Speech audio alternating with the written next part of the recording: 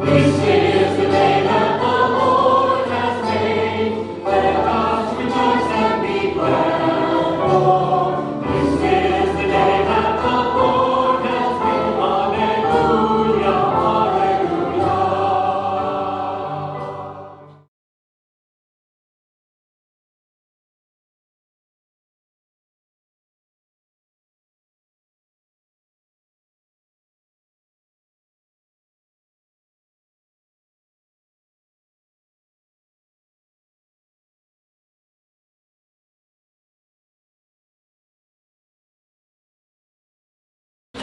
A reading from the book of Sirach. Like the choice fat of the sacred offerings, so was David in Israel. He made sport of lions as though they were kids, and of bears like lambs of the flock. As a youth, he slew the giant and wiped out the people's disgrace when let his hand fly the sling stone that crushed the pride of Goliath. Since he called upon the Most High God who gave strength to his right arm to defeat the skilled warrior and raise up the might of his people. Therefore the women sang his praises and ascribed to him tens of thousands and praised him when they blessed the Lord. When he assumed the royal crown, he battled and subdued the enemy on every side. He destroyed the hostile Philistines and shattered their power till our own day. With his every deed he offered thanks to God Most High and words of praise. With his whole being he loved his Maker and daily had his praises sung. He set singers before the altar, and by their voices he made sweet melodies. He added beauty to the feast and solemnized the seasons of each year, so that when the holy name was praised before daybreak, the sanctuary would resound. The Lord forgave him his sins and exalted his strength forever. He conferred on him the rights of royalty and established his throne in Israel. The word of the Lord. Thanks be to God. Blessed be God, my salvation. Blessed be God, my salvation. God's way is unerring. The promise of the Lord is fire-tried. He is a shield to all who take refuge in him. Blessed be God, my salvation. The Lord live, and blessed be my rock. Extolled be God, my Savior. Therefore will I proclaim you, O God, among the nations, and I will sing praise to your name. Blessed be God, my salvation. You who gave great victories to your king and showed kindness to your anointed, to David and his posterity forever. Blessed be God, my salvation. Alleluia, alleluia. Alleluia, alleluia. Blessed are they who have kept the word with a generous heart and yield a harvest through perseverance. Alleluia, alleluia.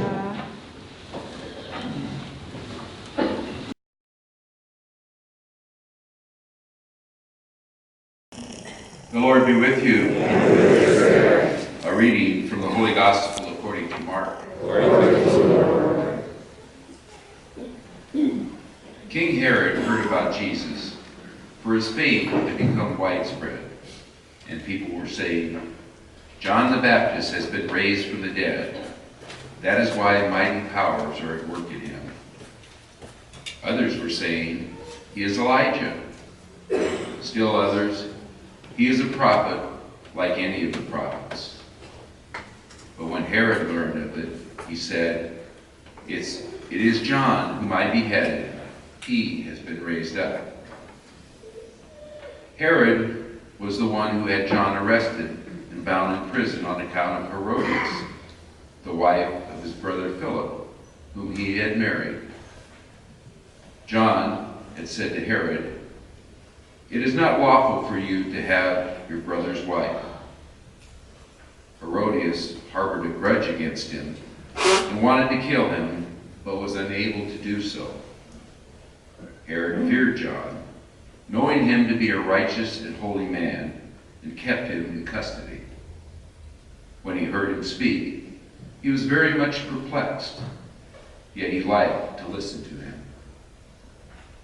Herodias had an opportunity one day when Herod, on his birthday, gave a banquet for his courtiers, his military officers, and the leading men of Galilee.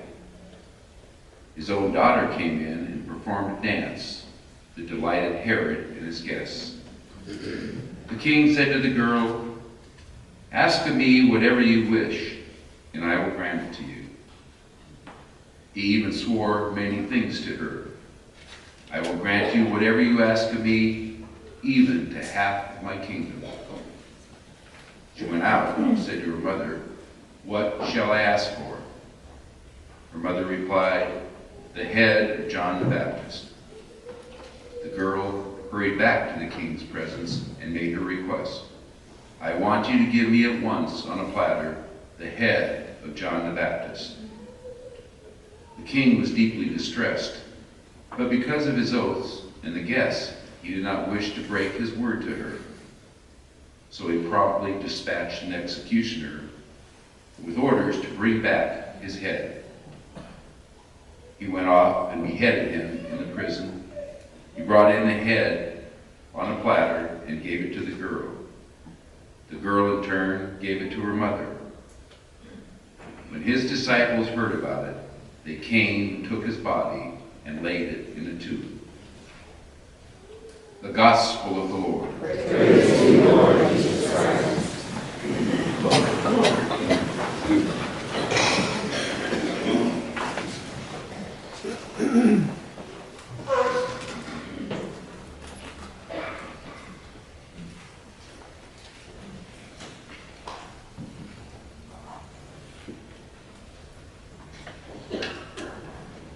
Good morning. Ran across this story that I think is appropriate for today's celebration of the most Sacred Heart of Jesus. And it's a story about on February 3rd, 1943, U.S. Army troop transport ship, the Dorchester, with 900 men aboard, was hit by a German torpedo off the coast of Greenland. As the ship began to sink, desperate soldiers rushed for the lifeboats. 4 chaplains, a rabbi, a priest, and 2 ministers calmly handed out life jackets. When they ran out, they took off their life jackets and gave them to 4 men. Survivors of that tragedy remember watching from their lifeboats as the chaplains, standing on the deck, linked arms in prayer and went down with the ship. Years later, a documentary was made about the chaplain's act of courage. It was called No Greater Love. And these 4 men have become known as the immortal chaplains. Now, today's readings recall King David of Israel and John the Baptist. And both of those, each in his own way, gave witness to the courage that came through their relationship with God. And today is the first Friday of this month, and a day set apart to honor the Sacred Heart of Jesus, which of course is our parish. And our English word for courage comes from the Latin word cur, which means heart. A person of courage is a person with a great and loving heart. And Jesus showed his great and loving heart time and time again as he preached the gospel. And with courage, he worked miracles while in the presence of unsympathetic crowds. And rather than fleeing from his impending death, Jesus rose from prayer in Gethsemane and said, "Father, thy will be done."